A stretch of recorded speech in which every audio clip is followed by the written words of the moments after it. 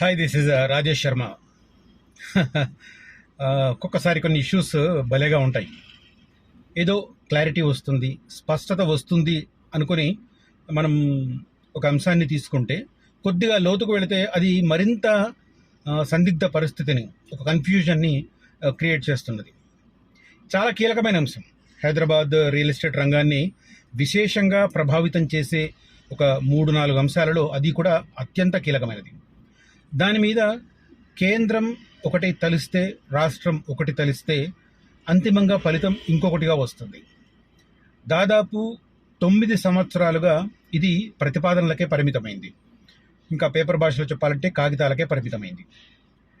లేటెస్ట్గా దానికి సంబంధించి కొంత క్లారిటీతో వచ్చింది అన్నట్టుగా అసలు నాకు నా మిత్ర బృందం, అంటే మిత్రులు అని కూడా అనను, పరిచయస్తులు, తర్వాత నా వీడియోస్ రెగ్యులర్గా వాచ్ చేస్తున్నవారు, తర్వాత నా వీడియోల ద్వారా ఫలానా అంశాల మీద ఒక అప్డేట్ తీసుకుందామని అనుకున్న వాళ్ళు చాలామంది నాకు వాళ్లకు కనిపించిన ఒక ఆధారాన్ని ఏదో ఒకటి నాకు ఫార్వర్డ్ చేస్తూ ఉంటారు.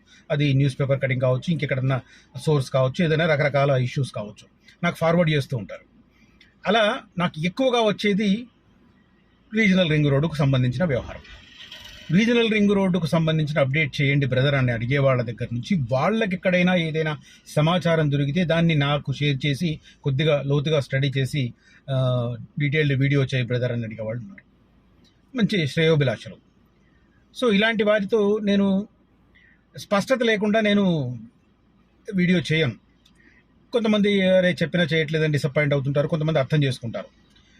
నేను ఇవాళ కూడా ఈ వీడియో రీజనల్ రింగ్ రోడ్డు మీద చేయాలనుకోలేదు. ఎందుకంటే కేంద్ర ప్రభుత్వం నుంచి కొంత క్లారిటీ వస్తే దాన్ని లోతుగా వెళ్ళి స్టడీ చేస్తే మళ్ళీ ఎక్కడైతే సందిగ్ధ పరిస్థితి క్రియేట్ అయిందో అదే సందిగ్ధం కంటిన్యూ అవుతుంది.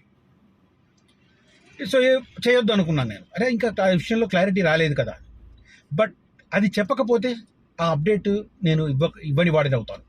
అందుకోసం ఖచ్చితంగా చేయాలనే ఉద్దేశంతో నేను వీడియో చేస్తున్నాను. This is purely with regard to south part of regional ring road. సరే, నార్త్ పార్ట్కు సంబంధించి కొంత క్లారిటీ వచ్చింది. మనకు మే నెలలో గ్రౌండ్ బ్రేకింగ్ ప్రోగ్రాం జరగవచ్చు. ఇంకా వీలైతే ప్రధానమంత్రి నరేంద్ర మోదీ కనుక యాక్సెప్ట్ చేస్తే ఏప్రిల్ 2-3 వారాలలో ఆయన హైదరాబాద్ రాబోతున్నారు. ఆ సందర్భంగా కూడా ఉత్తర భాగానికి సంబంధించిన శంకుస్థాపన కార్యక్రమం జరిగే అవకాశం ఉంది. ఆ తర్వాత రెగ్యులర్ పనులు మాత్రం మే తర్వాతనే స్టార్ట్ అవుతాయి. ఇది ఉత్తర భాగానికి సంబంధించిన regional ring road, which is 161.5 kilometres. Starts at Sangareddy, Girmapur, Narsapur నుంచి, తూప్రాన్ నుంచి, ప్రజ్ఞాపూర్ నుంచి, భువనగిరి దగ్గర నుంచి చౌటుపల్, పంతంగి అంటే చౌటుపల్ మధ్య మళ్ళీ నేషనల్ హైవే 65 కనెక్ట్ అవుతుంది. ఇది నాకు కొంత క్లారిటీ ఉంది. బట్ సౌత్ పార్ట్కి సంబంధించి లేటెస్ట్ ఇన్ఫర్మేషన్ చాలామంది చూసుంటారు. ఏంటి అంటే గత ఆగస్టు నెలలో తెలంగాణ రాష్ట్ర రోడ్లు భవనాల శాఖ మంత్రి కోమటిరెడ్డి వెంకటరెడ్డి గారు కేంద్ర ప్రభుత్వానికి, కేంద్ర మంత్రి నితిన్ గడ్కరీ గారికి లెటర్ రాశారు. సౌత్ పార్ట్కు సంబంధించి వర్క్స్ స్పీడప్ చేయండి అని. సరే, దానికి తర్వాత ఆల్మోస్ట్ ఆగస్టులో వెళితే ఇది ఇప్పుడు మార్చి, అంటే దాదాపు 7-8 నెలల తర్వాత దానికి రిప్లై వచ్చింది. ఏమని? మేము రీజనల్ రింగ్ రోడ్డు సౌత్ పార్ట్కు సంబంధించిన డిపిఆర్ని ఫైనలైజ్ చేస్తున్నాము, కన్సల్టెంట్ని నియమించాం. ఇది సారాంశం క్లుప్తంగా చెప్పాలంటే. సో దాని వెనక చాలా తతంగం జరిగిందనుకోండి. తర్వాత దీంట్లో మేము డిపిఆర్ చేస్తున్నామని చెప్పారు. కానీ మరి రాష్ట్ర ప్రభుత్వం, రాష్ట్ర క్యాబినెట్ ఆమోదించి పంపిన 201 కిలోమీటర్ల నిడివితో ఉన్న అలైన్మెంట్ మీద డిపిఆర్ చేస్తున్నారా? లేకపోతే ఇదివరకే జాతీయ రహదారుల ప్రాధికార సంస్థ NHAI ఏదైతే ఒక అలైన్మెంట్ ఫైనల్ చేసిందో ఆ అలైన్మెంట్ 189 కిలోమీటర్ల డ్యూరేషన్తో ఉంటుంది. ఇది ఎక్కడ అంటే సేమ్ ఎక్కడైతే పంతంగి టోల్ గేట్ దగ్గర పంతంగి చౌటుపల్ మధ్య నార్త్ పార్ట్ ఎండ్ అవుతుందో అక్కడి నుంచి స్టార్ట్ అయ్యి నాగార్జున సాగర్ రోడ్లో కురుమేడు దగ్గర నుంచి, మాల్ తర్వాత కురుమేడు ఉంటుంది, ఆ తర్వాత అమన్గల్ తర్వాత చెరుకూరు దగ్గర నుంచి శ్రీశైలం రోడ్డు క్రాస్ చేసి, ఆ తర్వాత షాద్నగర్ తర్వాత బాలానగర్ తర్వాత పెద్దాపూర్ దగ్గర బెంగళూరు హైవేని క్రాస్ చేసి చేవెళ్లకు వికారాబాద్కు మధ్య బీజాపూర్ హైవేను, నేషనల్ హైవేను క్రాస్ చేసి మళ్ళీ సంగారెడ్డి గిర్మాపూర్ దగ్గర కనెక్ట్ అవుతుంది. దీంట్లో ఏంటంటే మొత్తం దీనికి సంబంధించి కొంత ఇన్ఫర్మేషన్ చెప్పాలి నేను. మొత్తం సౌత్ పార్ట్కు సంబంధించి 3 అలైన్మెంట్లు ఫైనల్ చేశారు. 3 అలైన్మెంట్లు ఫైనల్ చేయలేదు, రూపొందించారు. 3 అలైన్మెంట్లలో ఒక అలైన్మెంట్ 189 కిలోమీటర్ల డ్యూరేషన్తో ఉండేది national highway authority of India final pickup చేసుకుంది. కానీ రాష్ట్రంలో ప్రభుత్వం మారిన తర్వాత, ముఖ్యమంత్రిగా రేవంత్ రెడ్డి గారు బాధ్యతలు చేపట్టిన తర్వాత ఈ అలైన్మెంట్లో మార్పులు చేర్పులు జరిగాయి. ఒక ఆరోపణ అనుకోవచ్చు, ఒక గ్రౌండ్ లెవెల్ సమాచారం ప్రకారం చూస్తే కూడా అదేంటంటే మాడుగుల ఏరియాకు సంబంధించి కొంత లోపలికి తీసుకురావాలని. మాడుగుల అనేది ప్రస్తుత ముఖ్యమంత్రి రేవంత్ రెడ్డి గారి వాళ్ళ రిలేటివ్స్ అంటారు. సో ఆ విలేజ్ను, ఆ ప్రాంతాన్ని లోపలికి తీసుకురావడానికి, త్రిబుల్ లోపలికి తీసుకురావడానికి కొన్ని అలైన్మెంట్లో మార్పులు చేయడం వల్ల దాదాపు 12-13 కిలోమీటర్ల డ్యూరేషన్ పెరిగింది. అంటే national highway authority of India చేసింది ఏమో 189 కిలోమీటర్ల డ్యూరేషన్ అయితే, రాష్ట్ర ప్రభుత్వం ఆమోదించిన అలైన్మెంట్ ప్రకారం, రాష్ట్ర కేబినెట్ ఆమోదించి కేంద్ర ప్రభుత్వానికి పంపిన అలైన్మెంట్ ప్రకారం 201 కిలోమీటర్ల డ్యూరేషన్. సో ఇప్పుడు లేటెస్ట్గా మేము డిపిఆర్ ప్రిపేర్ చేస్తున్నాం, అందుకోసం ఒక కన్సల్టెన్సీని నియమించాం అని నితిన్ గడ్కరీ గారు, కేంద్ర ఉపరితల రవాణా శాఖ మంత్రి, రాష్ట్ర రోడ్లు భవనాల శాఖ మంత్రి వెంకటరెడ్డి గారికి తిరుగుటపా రాశారు. అంటే ప్రత్యుత్తరం రాశారు. ప్రత్యుత్తరంలో ఉన్న సారాంశం ఏంటి అంటే క్లుప్తంగా ఇది: సౌత్ పార్ట్కు సంబంధించి మేము అలైన్మెంట్ ప్రిపరేషన్ కోసం ఒక కన్సల్టెన్సీని నియమించాం. అయితే దాంట్లో క్లారిటీ ఎక్కడ మిస్ అయిందంటే, మరి రాష్ట్ర ప్రభుత్వం ఇచ్చిన అలైన్మెంట్ ప్రకారం డిపిఆర్ చేయిస్తున్నారా అంటే 201 కిలోమీటర్ల అలైన్మెంట్ ఏదైతే ఉందో ఆ అలైన్మెంట్ ప్రకారం చేస్తున్నారా, లేదా national highway authority of India prepare చేసిన 189 కిలోమీటర్ల దాని మీద కేంద్ర ప్రభుత్వం డిపిఆర్ చేస్తుందా? ఈ విషయంలో మళ్ళీ సందిగ్ధ పరిస్థితి అలాగే ఉంది. ఇవాళ వార్త చూసి చాలామంది సౌత్ పార్టీకి అయిపోయింది అన్నట్టుగా కంక్లూజన్కి వస్తున్నారు. పొద్దున్న నుంచి ఒక 3-4 కూడా మాట్లాడాను. ఇందాక మా ఆఫీస్ మీటింగ్లో కూడా ఈ ప్రస్తావన వస్తే నేను అది చెప్పే ప్రయత్నం చేశాను. కొంతమందికి అర్థమైంది, కొంతమందికి అర్థం కాలేదు. కానీ ఏ తర్వాత ఓవరాల్గా చూస్తే మాత్రం క్లియర్ కట్గా కేంద్ర ప్రభుత్వం స్పష్టత ఇవ్వలేదు. రాష్ట్రం ఇచ్చిన అలైన్మెంట్ ప్రకారం డిపిఆర్ చేస్తున్నారా, జాతీయ రహదారుల ప్రాధికార సంస్థ NHAI ప్రిపేర్ చేసిన అలైన్మెంట్ ప్రకారం డిపిఆర్ ప్రిపేర్ చేస్తున్నారా, ఇది తేలలేదు. సో ఇది తేలనంతకాలం అసందిగ్ధ పరిస్థితి అలాగే ఉంటుంది. ఇప్పుడు ఉత్తర భాగానికి సంబంధించి అనుకో, ఉత్తర భాగానికి సంబంధించిన ఆల్మోస్ట్ భూసేకరణ పూర్తయిపోయింది. ఇక గ్రౌండ్ బ్రేకింగ్ ఒకటే, పరిహారం కూడా దాదాపు 95% పరిహారం కూడా చెల్లించేసినారు. కాబట్టి భూమి పూజ కార్యక్రమం, శంకుస్థాపన కార్యక్రమం ప్రధానమంత్రి చేతుల మీదుగా జరిగేది ఉంటే April 2nd or 3rd వీక్లో జరుగుతుంది, లేదా మేలో జరుగుతుంది. మేలో డైరెక్ట్గా వర్క్ స్టార్ట్ అవుతాయి, May ending or June 1st week. South పార్ట్కు సంబంధించి డిపిఆర్ ప్రిపరేషన్కు టైం పడుతుంది. ఆ డిపిఆర్ ప్రిపేర్ అయ్యే వరకు ఏ అలైన్మెంట్ను టేకప్ చేస్తున్నారు అనేది ఒక సీక్రెట్గా ఉండబోతోంది.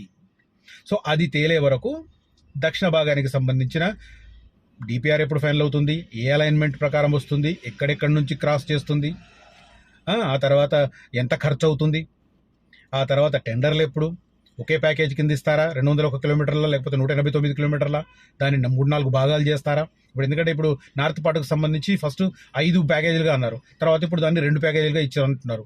80 కిలోమీటర్లు ఒకటి, 80 కిలోమీటర్లు ఒకటి అంటున్నారు. సో అలాగే సౌత్ పార్ట్ కూడా మరి ఒకే ప్యాకేజ్ కింద ఇస్తారా, 2-3 ప్యాకేజీలుగా డివైడ్ చేస్తారా? ఆ తర్వాత ఆ ప్రక్రియ పూర్తవ్వాలి, ఆ తర్వాత వర్క్స్ స్టార్ట్ అవ్వాలి.